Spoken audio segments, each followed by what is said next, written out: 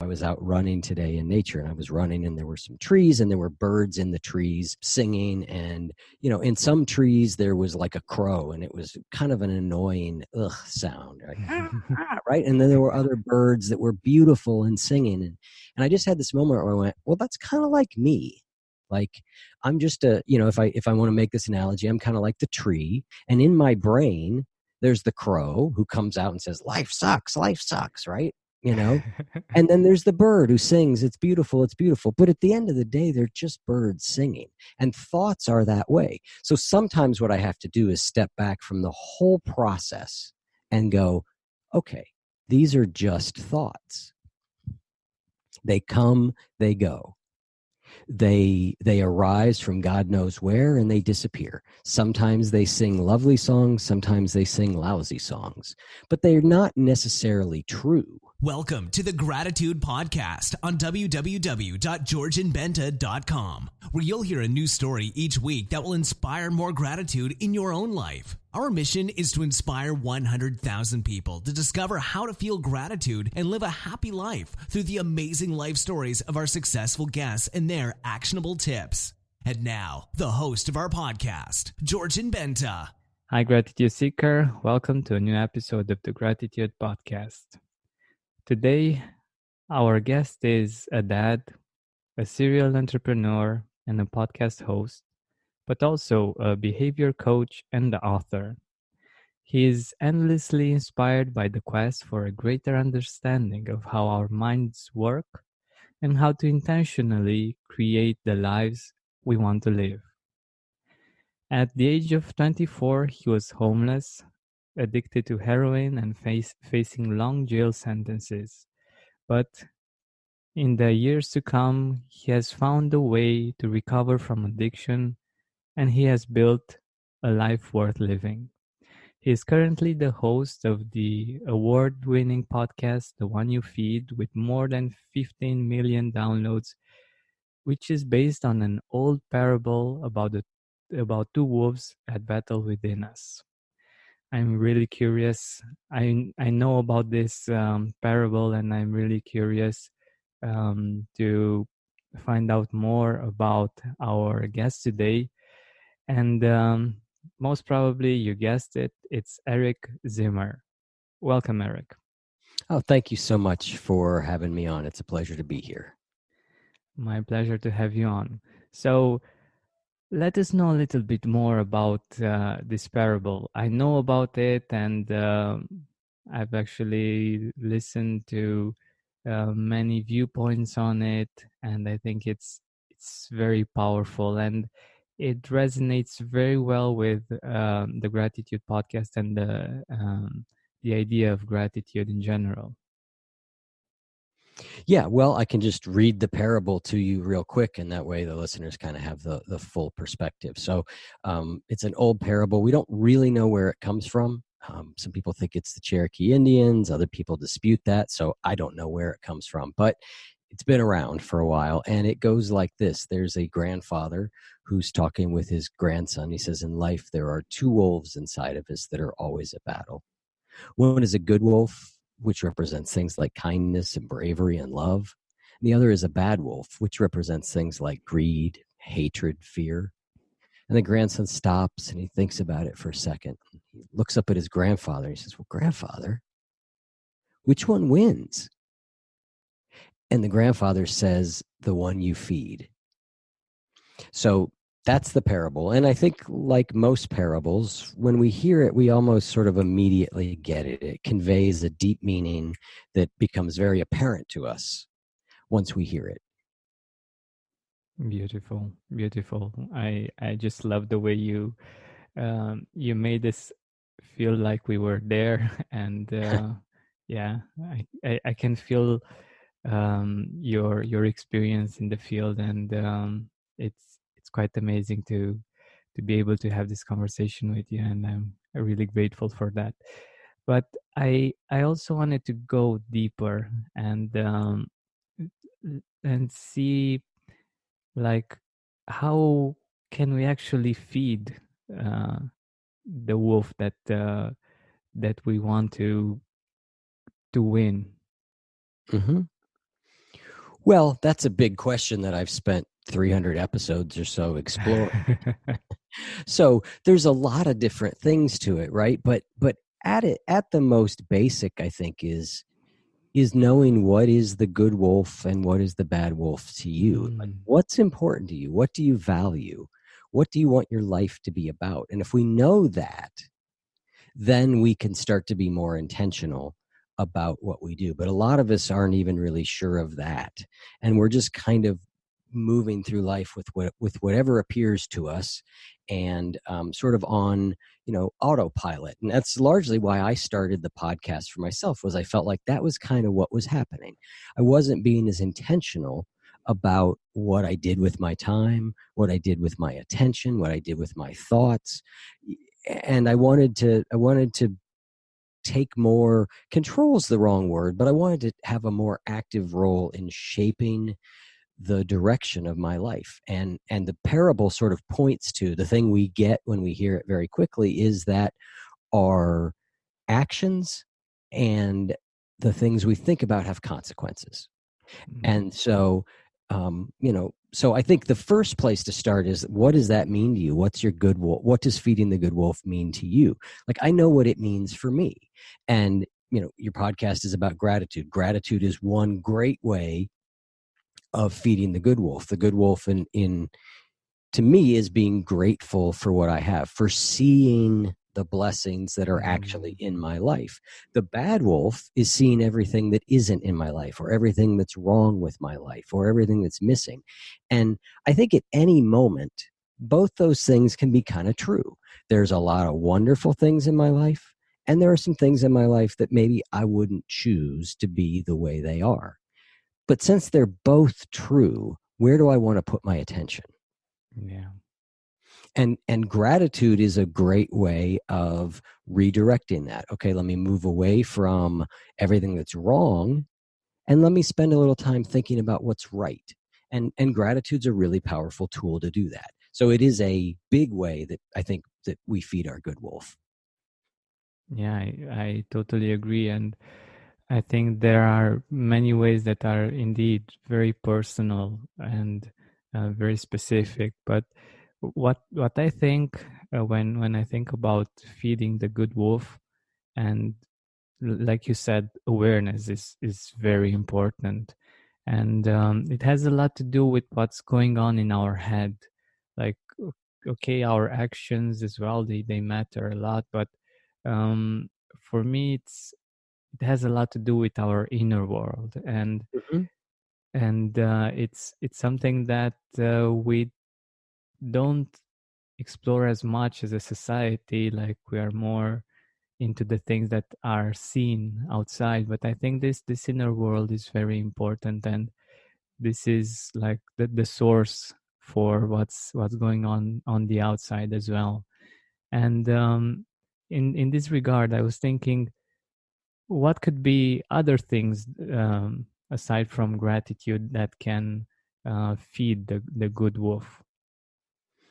Well, I think for me, some of the keys are, gratitude we talked about. I think for me, there are some things that I consider sort of fundamental to my well-being, things like exercise, eating well, meditation. I think that those sort of set a foundation for me that puts me in a place to feed the good wolf. When I'm not doing those things, when I'm not exercising, when I'm not eating well, when I'm not meditating, I feel like I just naturally drift towards more negativity. I naturally drift towards more tiredness, towards not feeling good. And that makes everything sort of a uphill battle. And so I really look at, for me, those things set the foundation that allow me to um, start from a place of a little bit of positivity.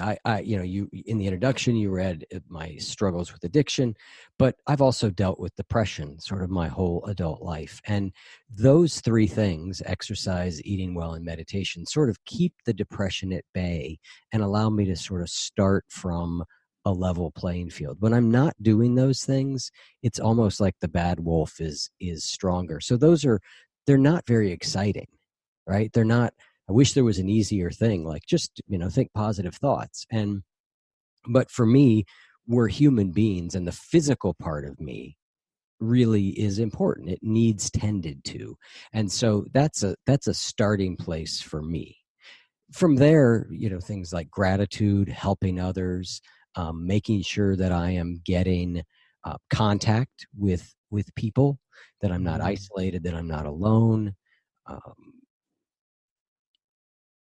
those are some of the main things. yeah, it's very interesting how they get combined and how they can actually get us in a virtuous circle. Yeah, I've it's a I've good one. ex- yeah, in my experience, for instance, when I meditate, I tend to look for healthier food.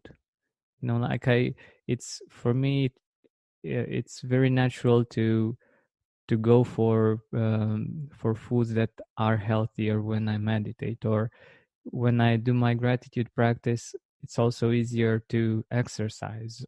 So it's it's very interesting how they build on each other.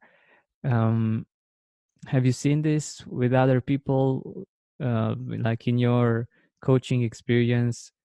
When we get to start with one of them, can we get from one to the other and to start this virtuous circle?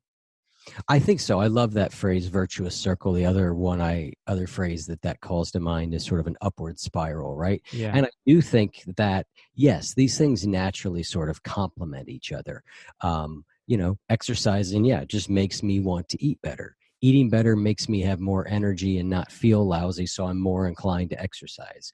Meditation helps me to have a little bit more focus on what's important. And when I have a little bit more focus on what's important, I go, oh, taking care of myself is important. So they all feed off each other. And the question is, do you try and do them all to start? Do you do one at a time? And it depends on who you are and kind of where you're starting from. With some people that I coach, we're able to sort of say, hey, they may have one or two of those things going anyway. And so then we build on Mhm. it. Or we find it fairly easy to sort of put in a routine that sort of incorporates those things. In other cases, we start small and we go like, let's just add, how about 15 minutes of walking a day, right? It depends, where are you starting from and what are you dealing with? What's your current level of capability? If somebody is battling massive depression, we're going to start in a different place than we are somebody who's functioning at a slightly higher level. So it just sort of depends, but I think they all do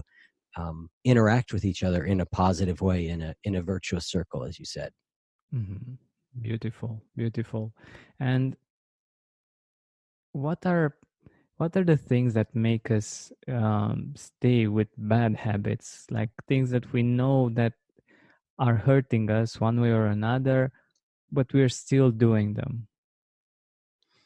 Well, that is a complex question, because I mean, for a couple different reasons. One is we could be talking about something that's relatively minor, like eating a candy bar a couple times a week, to heroin addiction, right? So bad habits really run from, relatively trivial to absolutely life destroying.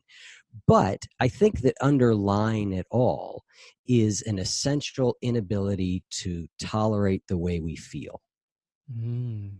So almost all bad habits, and even a lot of things that we don't do, like procrastination, I often refer to them as a failure of emotional regulation. And what I mean by that is, there's an emotion that's present and we don't like it. We can't tolerate it. And so we make it go away.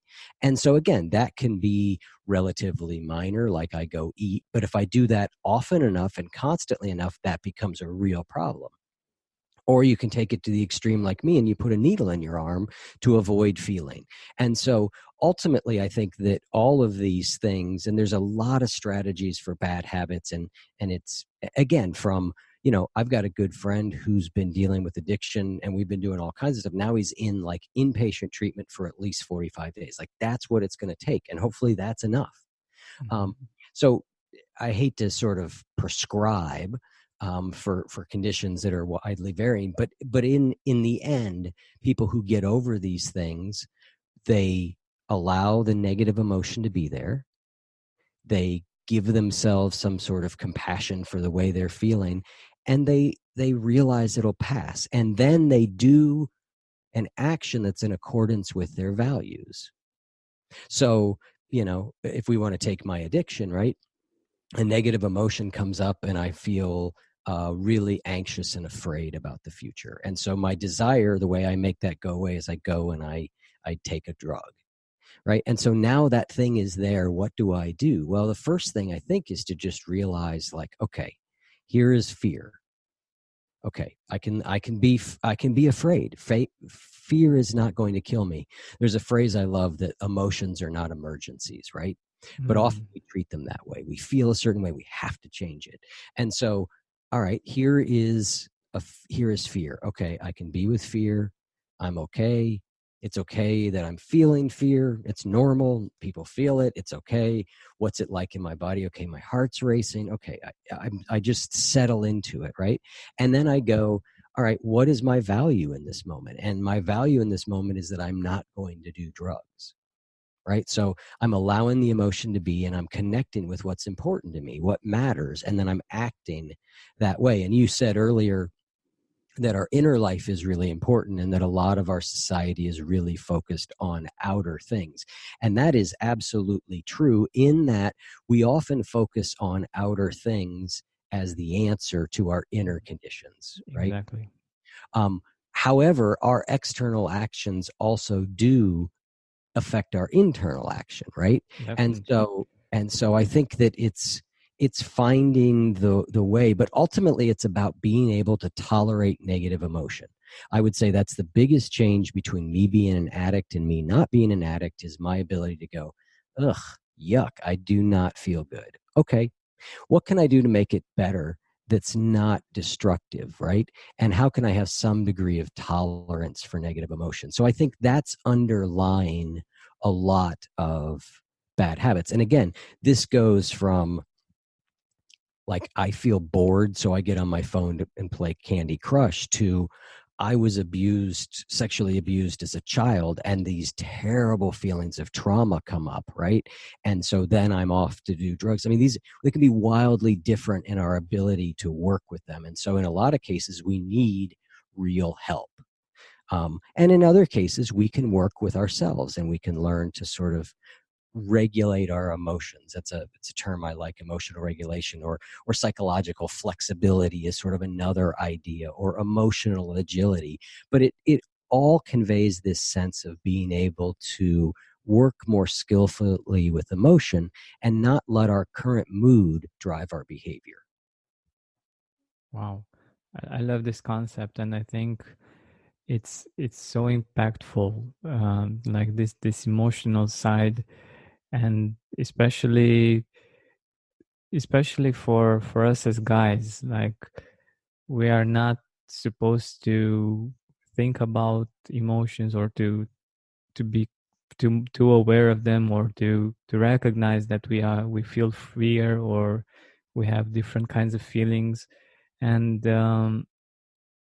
it's something that's very powerful, because once we become aware of the feelings, and like you said, that we regulate the emotions, and we allow ourselves to actually experience them, and to be aware of what's happening inside of us, that actually gives us a huge power, and it makes us much stronger as human beings in general.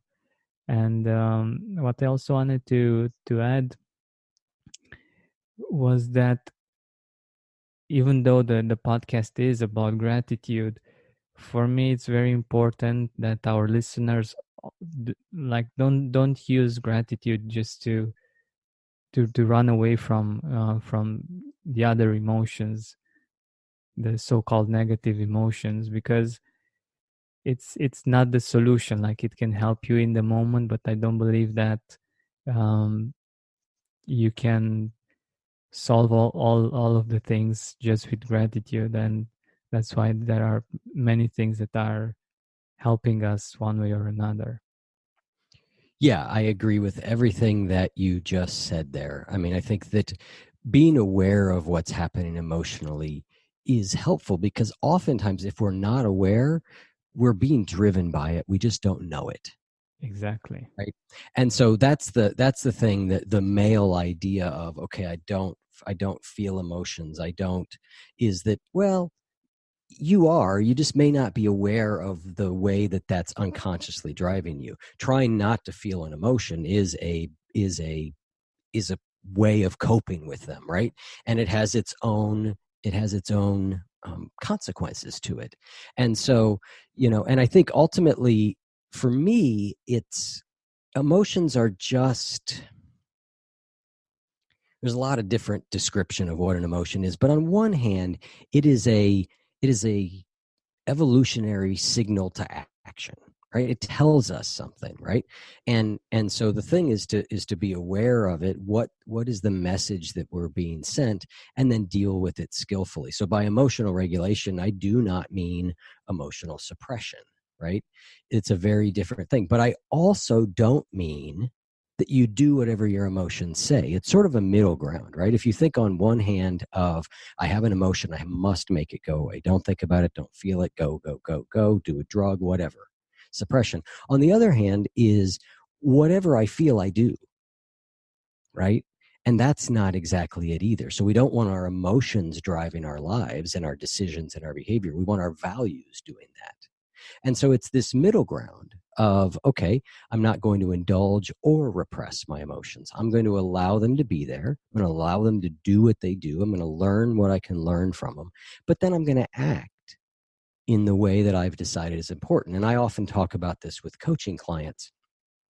And I use the analogy of a higher and a lower self. And I don't love that analogy, actually, but I'll use it because I think we kind of understand it, right? There's this higher self that can sort of sit back and go, well, what's important to me? Okay, well, let's see. Spending quality time with my children is really important to me. Doing good at work, and when I'm at work, actually working and not spending a lot of time on Facebook or my local or a sports news site, right? That's really important to me. Eating well is important to me because I want to live for a long time and I want to be healthy. So those are the things that our higher self can sort of sit back and go, this is what matters to me. This is what's important to me. And then as we go through our day, our quote unquote lower self shows up, right? And our lower self is the self that gets tired. It's the self that gets hungry. It's the self that gets moody. It's all of those things. And we don't need to make that go away, but we do want to say, hang on, I'm going to orient towards these values that my higher self was able to think of when it wasn't going through the sort of grind of day-to-day stuff. And that's ultimately what this is all about. And I sort of referenced it in the very beginning about, what is feeding your good wolf about? What is your life about? What matters to you? And how do we then translate your values, these things that matter to you, into the actions that you take in your life and the thoughts that you have in your life? Because we can't control emotion, right? One of the things I realized was, like, emotion, you can't just grab it and move it. You can't go, just be happier, and grab your emotion and move it from sad to happy. It doesn't really work that way. Our thoughts, we have a little bit more control over.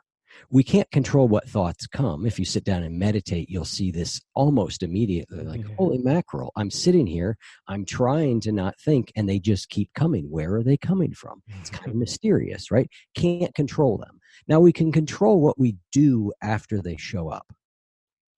We can control to some extent. And this is what meditation is a practice in, and what it really teaches us is, okay, here comes that thought train. I don't have to get on board. I'm just going to kind of watch it go by, right?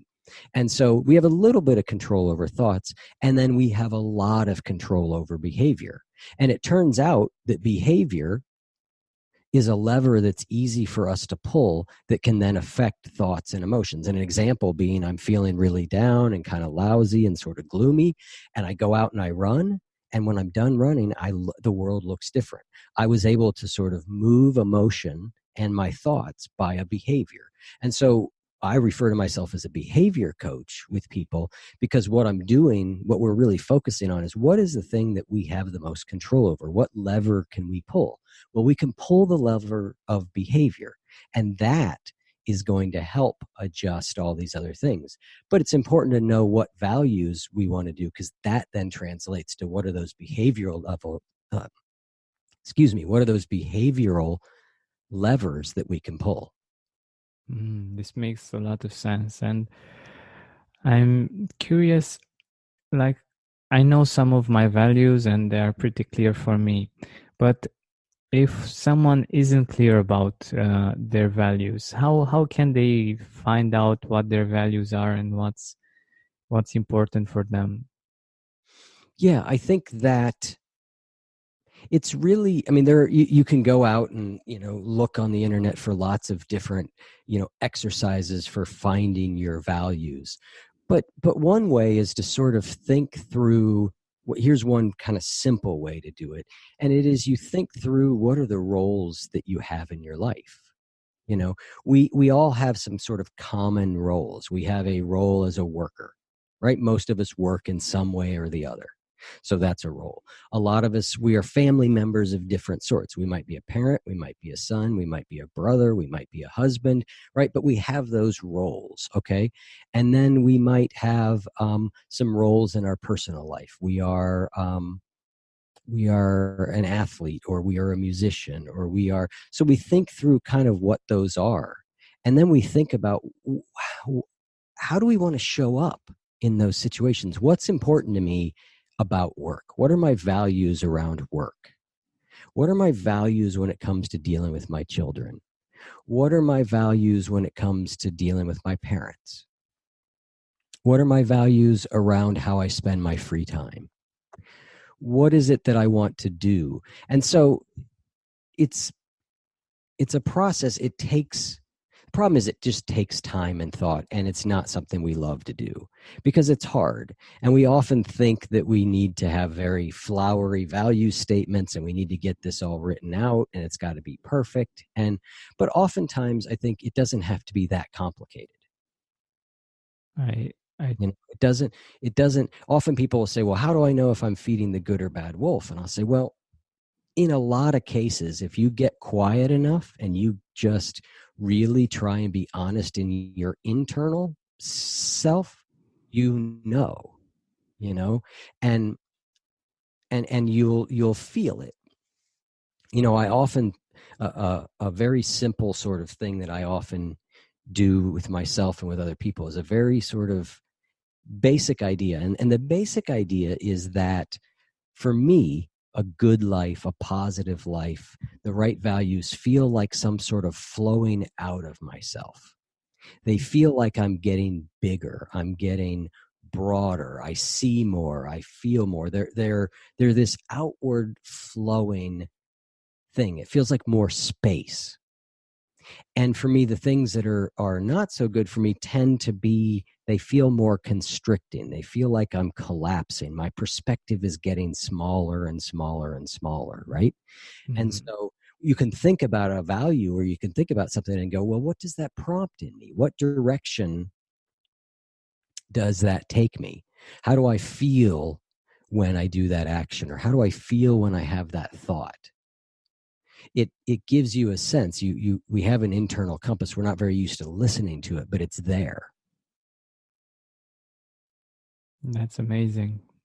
It's really a great way of I think it has to do with gratitude. Like when we are clear on the things that we want for ourselves, and we are clear on the things that are important for us, we get to experience more gratitude because it we are focused on those kinds of things. And I think even if it's not the easiest process, I invite our listeners to think about the roles from their personal life, from their work life, and what are their values, at least one or two, to identify them, because it makes so much sense. Once you know your values and what's important for you, you have that um how can I say, like, that thing that's always keeping your head up and towards something positive, rather than maybe getting lost in all kinds of small things that aren't in accord with the real values and with the important parts of life. And I love this perspective. I think it's very, very helpful to have that. I agree 100%. I think that was very well said. Thank you. But there are things that aren't that easy to deal with, like when we want to feel good, when we want to take our life in a certain direction, and we face different challenges that are really making it harder for us to go through this process and to find gratitude, for instance. Do you have some tips for us when we're going through challenges? Yeah, I mean, again, that's a very broad question, and challenges take all different natures. But I think maybe I'll hone in on this idea of we find it really hard to feel gratitude. So I think there's a couple of ways that I look at this, right? And as I said earlier, like emotions, it's very hard to make it's hard to change an emotion directly. You just can't grab it, right? You just can't, like, it's not something we have directly under our control. So if you back up from that, you go, well, what are the other things? I've got thoughts and I've got actions, right? And so a way to work on feeling gratitude is to express gratitude, right? When I was in recovery early on in 12-step programs, there was a saying that gratitude is an action word, Mm. which is an interesting thing. Or John F. Kennedy says, as we express our gratitude, we must never forget that the highest appreciation is not to utter words, but to live by them. And so oftentimes what I find is if I'm not feeling especially grateful, I can try and express gratitude. Or if I'm not feeling very generous, I can still try and be generous. And that often brings the feeling along with it. Wow. Wow. I love this perspective. So, I one of the things I've said on my podcast, probably more than anything else, is sometimes we can't think our way into right action. We have to act our way into right thinking. Hmm. And so that is one way of doing it. What we do, our actions that we take, can influence how we feel. I think the other thing that can happen is sometimes if I'm just sort of in a dark mood and I'm having thoughts, I'm thinking about what I'm grateful for, and I'm just nothing, I'm just like, yeah, whatever, right? It just isn't resonating. A lot of times for me, it's really difficult to go from really negative mood and thinking to something positive. So what I try and do, what I find helpful in those cases often, is an idea, which is to sort of distance myself from the whole thinking process. And so what I mean by that is to become less fused with my thoughts, to start to see them as just that, thoughts. Because I can try and take a negative thought and make it positive, but anybody who's done this often knows that it feels really fake. Yeah. You just don't feel it. You're like, whatever. And so what can be helpful to me in that situation is to step back and examine the whole process and go, oh, okay, those are just thoughts. An example I had today, I came up with this analogy while I was out running today in nature, and I was running and there were some trees and there were birds in the trees, singing, and in some trees there was like a crow, and it was kind of an annoying sound, like, right? And then there were other birds that were beautiful and singing, and I just had this moment where I went, well, that's kind of like me. Like I'm just if I want to make this analogy, I'm kind of like the tree, and in my brain there's the crow who comes out and says life sucks, right? you know and then there's the bird who sings, it's beautiful, it's beautiful. But at the end of the day, they're just birds singing. And thoughts are that way. So sometimes what I have to do is step back from the whole process and go, okay, these are just thoughts. They come, they go. They arise from God knows where, and they disappear. Sometimes they sing lovely songs, sometimes they sing lousy songs, but they're not necessarily true. Same thing with emotions. Emotions just sort of come and they go. And so people who've looked at meditation much or have probably heard this analogy, which is often like, you think of yourself like the sky, right? The sky is just sort of there, and the weather moves through. The good weather, the sunny day, the puffy clouds, the bad weather, the rain, the snow, the wind, thunder, lightning. But the sky is always just the sky. It's always still okay. And so what we can do is take that step back from being fused with our thoughts, which is like, I am my thoughts, what I think is me, to that one step back that says, wait, I notice that I'm having this thought. And so that's often the way for me. I can't go from a negative thought to a positive thought. Sometimes that works, right? But a lot of times it doesn't. I have to distance myself from I have to see the whole process unfold and go, okay, thoughts. All right, good ones, bad ones. I don't like it when I have bad thoughts. I don't like it when I have bad emotions, but that's all they are. It's back to that idea of emotions aren't emergencies in emotional regulation. It's this sort of more patient watching and allowing things to sort of play out, like change what I can change, do what I can do, right? Work with my thoughts as skillfully as I can, take the actions I can take. And then when I'm stuck in a certain place, like, there it is, let it be. Like, there's just times where my depression comes and it doesn't matter what I really do, it's there. But I've learned to relate to it very differently. I've learned to relate to it in a much more patient, open way, where I often talk about my depression as sort of like having the emotional flu. And when we have the flu or a cold, we're usually smart enough to know, like, okay, I don't feel good. I'm going to rest a little bit. Everything seems crappy, but it's because I've got a cold. When the cold goes, I'll feel better, right? I often feel the same way with like depression. I'm like, well, it's like having the emotional flu. Let me take good care of myself and it will pass. And let me not make a big deal out of it. Let me not start questioning my entire life. What am I doing with life?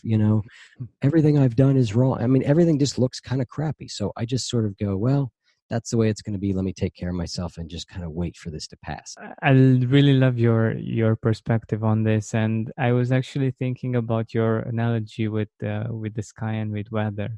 Like when there's a cloudy day, you know that it just means that it's cloudy, and those clouds will pass, and everything's going to be all right again.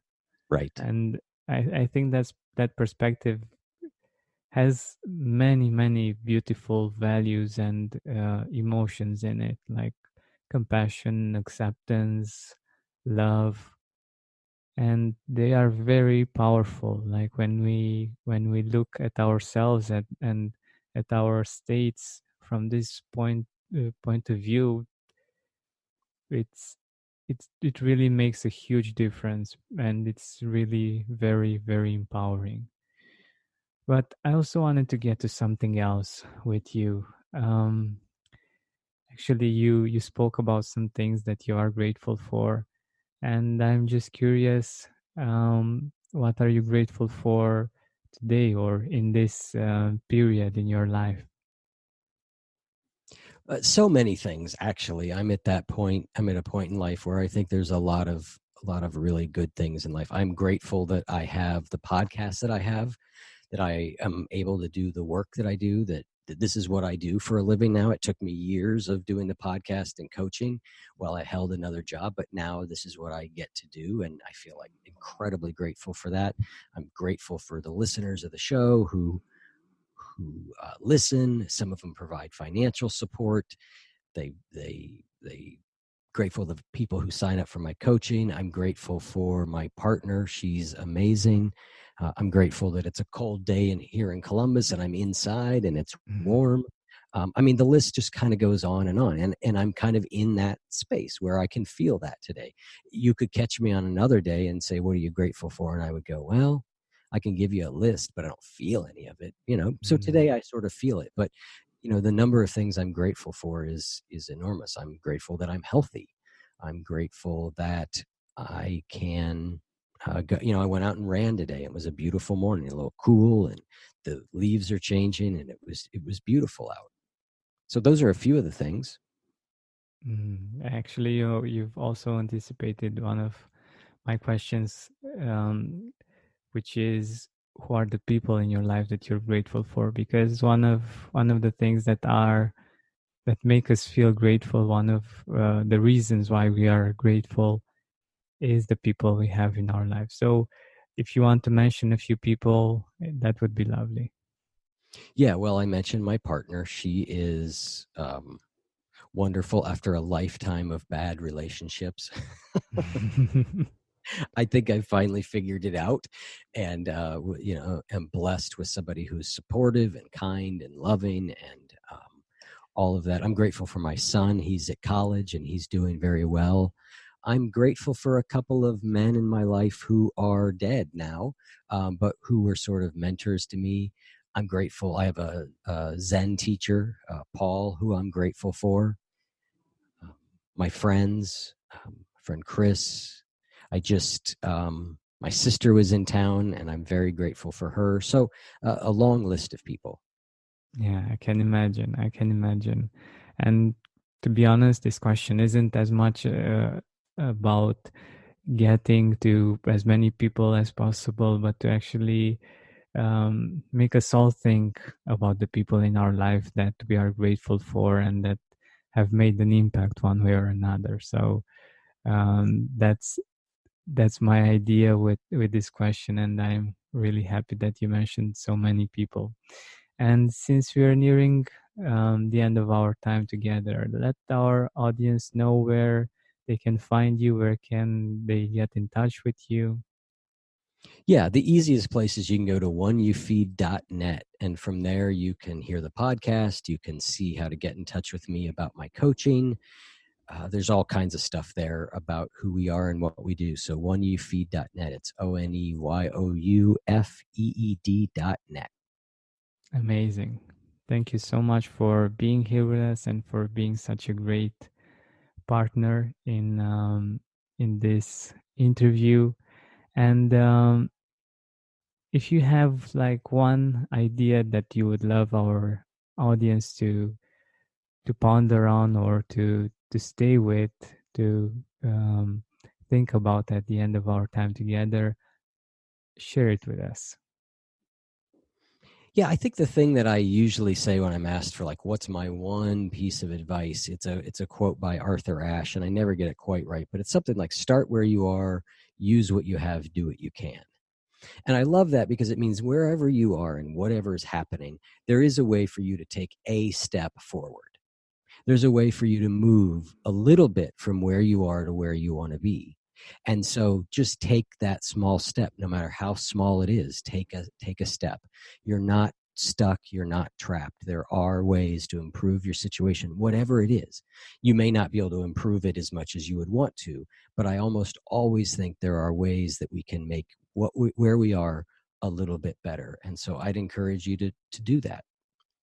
Beautiful. Thank you so much. Thank you. It's been a real pleasure talking with you, and you're very, very good interviewer. So thank you. Thank you. I really appreciate it. Hey, Gratitude Seeker, thank you so much for taking the time to listen to this interview. I really appreciate it. And if you could think of one person that would also benefit from it, share it with them. It might actually be the inspiration that they need to make their day, or maybe even their life, much better. Thank you so much once again. This has been Georgian Benta. Don't forget to keep seeking and spreading gratitude.